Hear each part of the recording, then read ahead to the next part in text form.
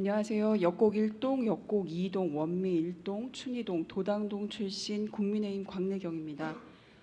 시정질문에 앞서 화재 사고로 세상을 떠나신 고인의 명복과 유가족에 다시 한번 기립니다. 그리고 한 가지 더 말씀드리고 시정질문을 시작하겠습니다. 지난 3월 시정질문에서 도당동 지역에 다문화 아이들과 부모들의 학습 공간 및 문화 공간이 부족함을 이야기하였습니다. 사실상 시정질문 당시에는 해결책이 나오지 않았는데 그간 약 5개월간 열심히 노력하고 대안을 마련해준 직원들이 있습니다. 그래서 결국은 도당동 주변으로 마땅한 공공장소는 부족하였고, 그래서 주말 중에 강남시장 옆에 강남 경로당을 활용하여 다시 리모델링을 하고 그 부분들을 우리 직원들이 잘 마련해 주었습니다. 이 일을 해결하기 위해서 굉장히 많은 직원들과 그리고 경로당 회장님, 노인의 박창만 회장님 모두 함께 노력을 해주셨고요.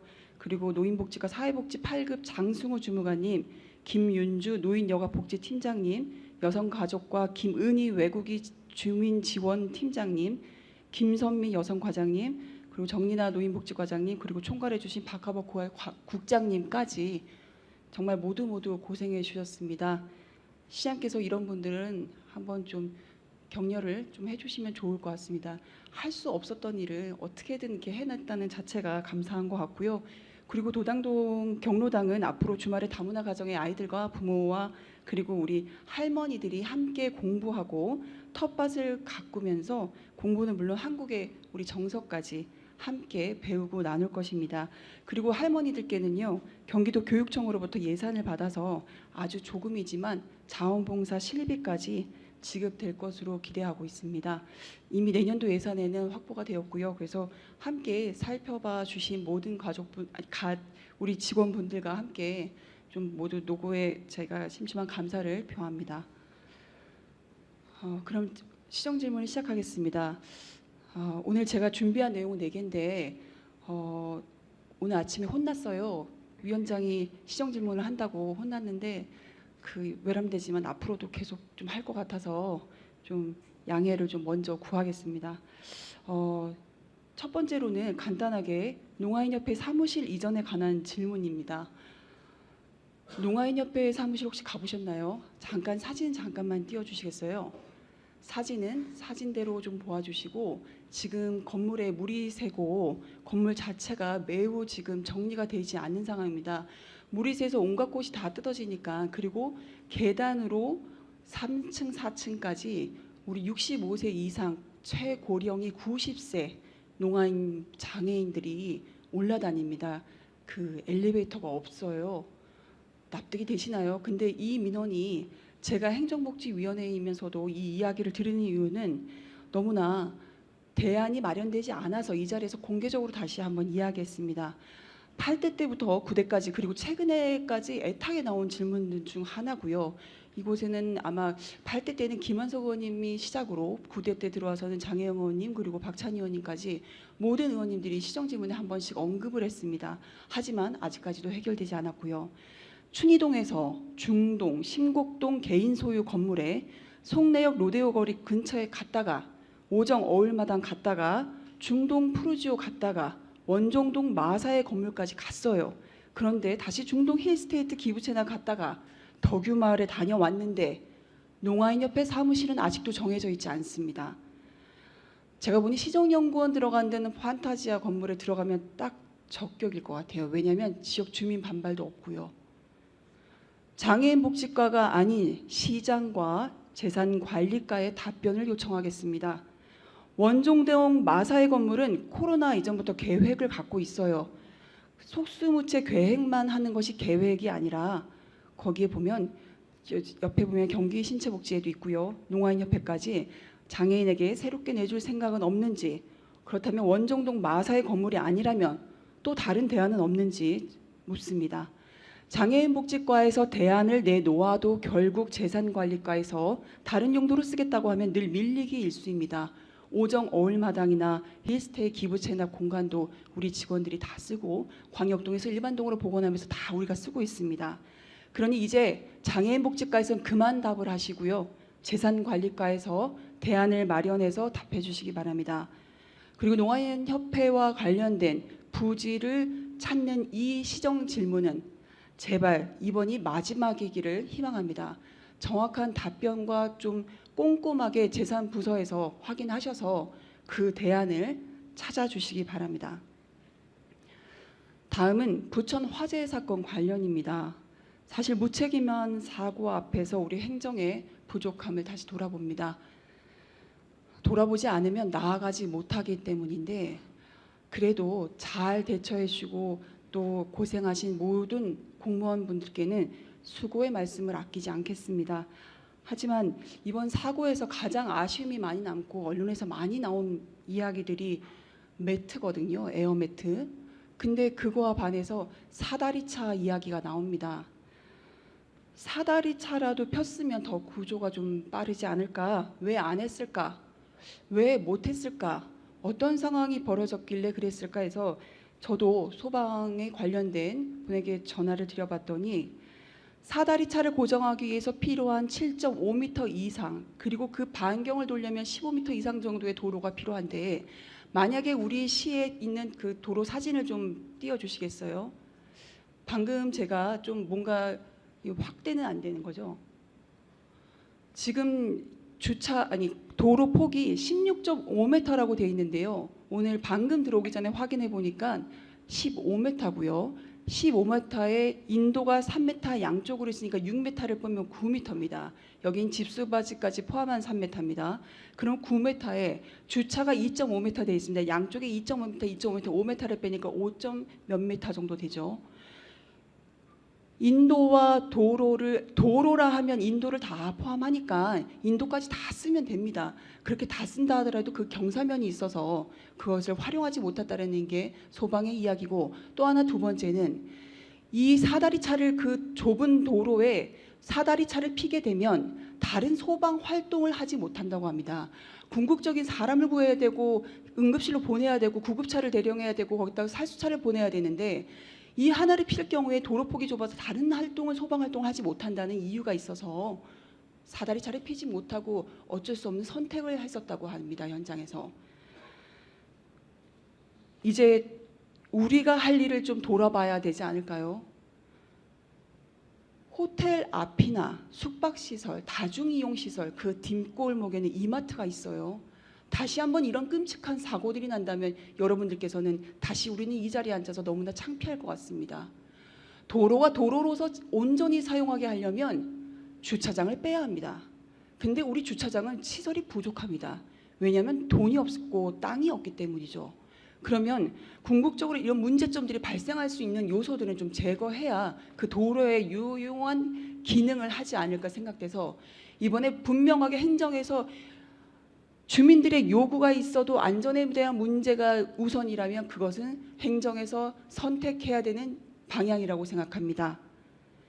양쪽에 3m로 되어진 주차 공간만 없었더라면 그리고 그 경사면에 대체할 수 있는 어떤 기능을 할 수 있는 도로의 구실을 만들었다면 그때 사다리차는 피지 않았을까라는 생각이 들고 그리고 불법 주정차가 자꾸 문제가 되니 그것을 문제의 양성화를 해준 게 지정주차구역입니다.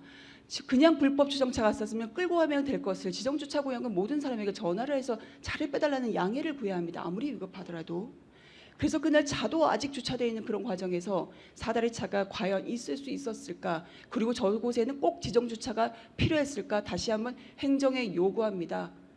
주차장 시설을 늘려야 마땅한 것이지 그냥 지정주차구역으로 불법된 주정차를 양성화해 줄 문제는 아니라고 봅니다. 그래서 살펴보니까 2022년, 2023년, 2024년에 장덕천 시장 때 예산 확보해 놓은 2022년 예산은 56억 9천이고요. 주차장 조성 사업비에. 조용익 시장님 들어와서는 39억, 40억 점점 줄어들었습니다. 저는 본질에 관심을 가져야 할 때라고 생각합니다. 주차장이 도로를 점령하지 않도록 주차 시설에 대한 대안과 그리고 지금 있는 이곳은 그나마 상황과 형편이 좀 나은데 우리 원도심 지역에는 이미 양쪽 주차장 때문에 소방차가 들어갈 수도 없을 정도입니다.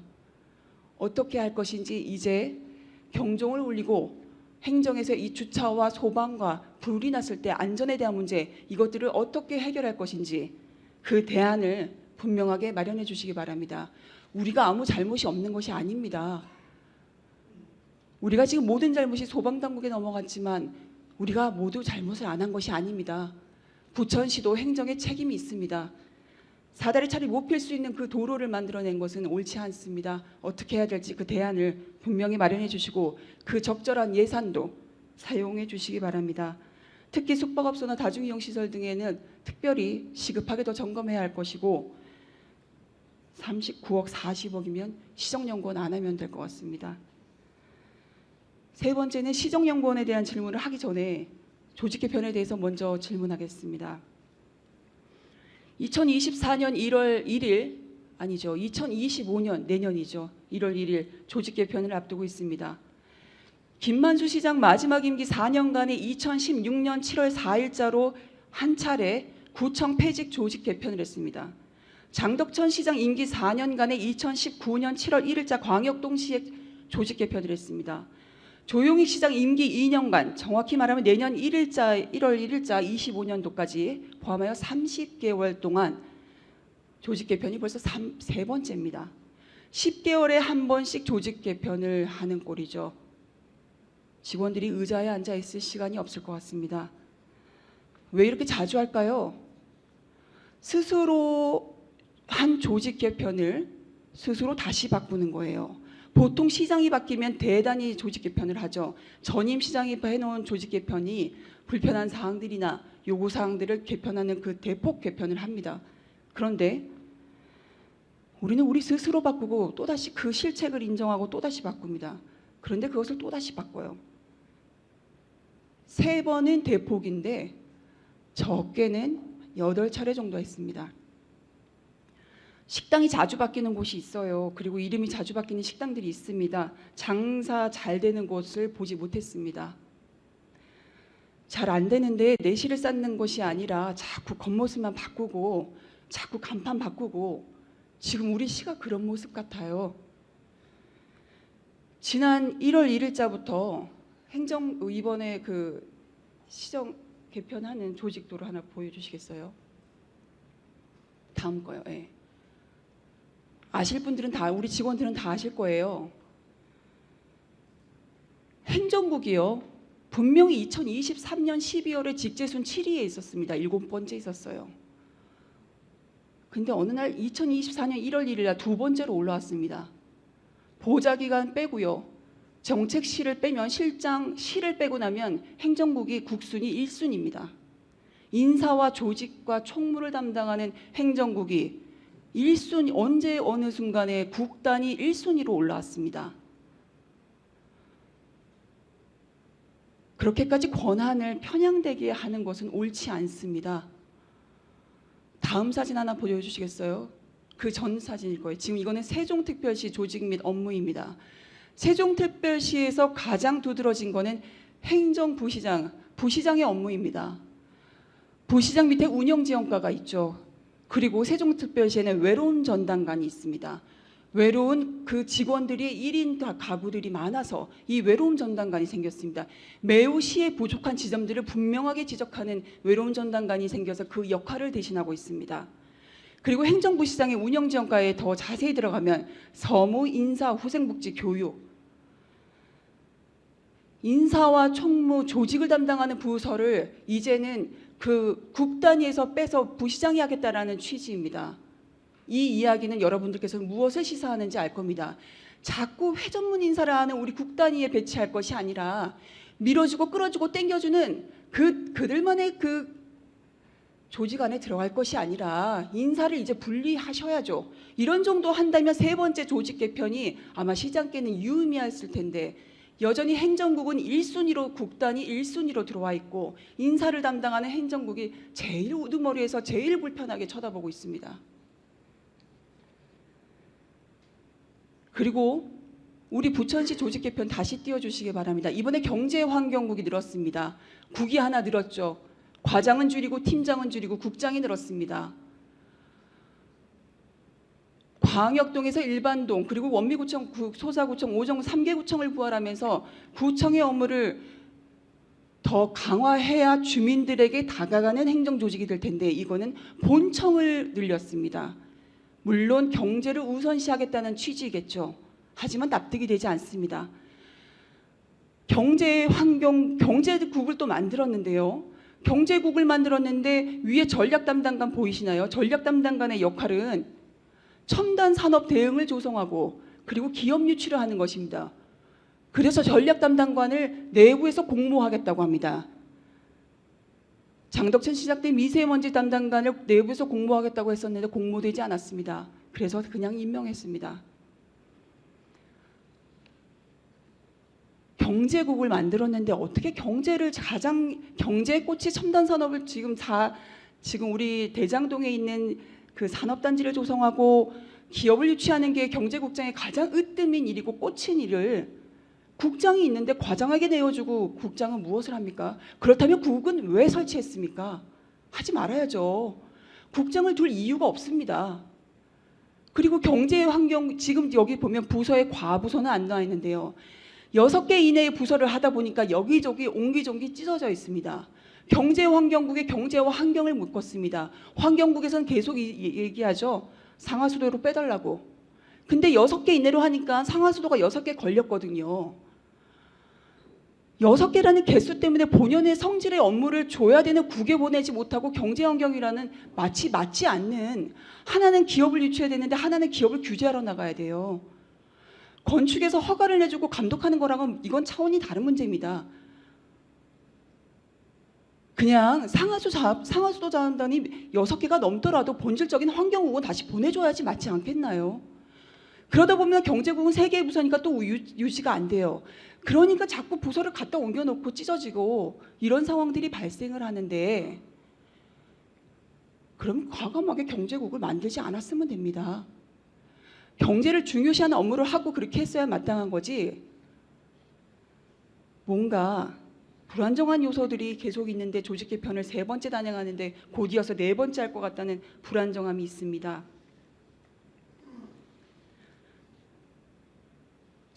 본연의 성질을 다 주장을 존중해 주시길 바라고요.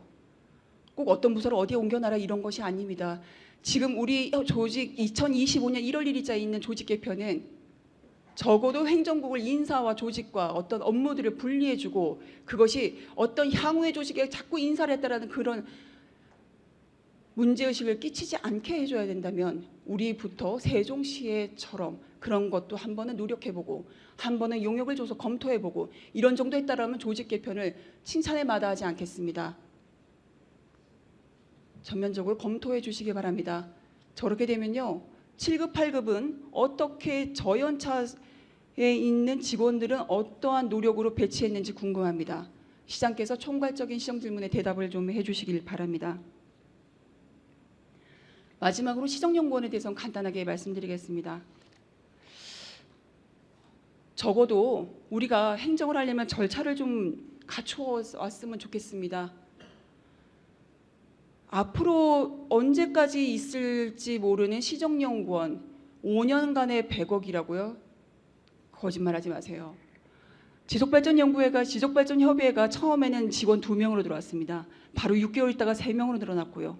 바로 조금 있다가 예산이 올라갔습니다. 여러분, 예산은 증액될 수밖에 없습니다. 시정연구원에 앞으로 100년 100억, 150억, 200억이 훌쩍 넘어가는 이 예산이 5년 뒤, 10년 뒤 이 정도 되면은 장기적으로 우리 시에 필요한지 타당성 영역 검토는 분명히 설립을 위해서는 했었어야 되고요. 그리고 주민들에게 공청회를 통해서 알려줬어야 되고요. 그래서 의견을 받았어야 되고요. 그리고 밀린 9개월, 지난 부결된 9개월 동안 적어도 어떤 노력을 했었어야 됩니다.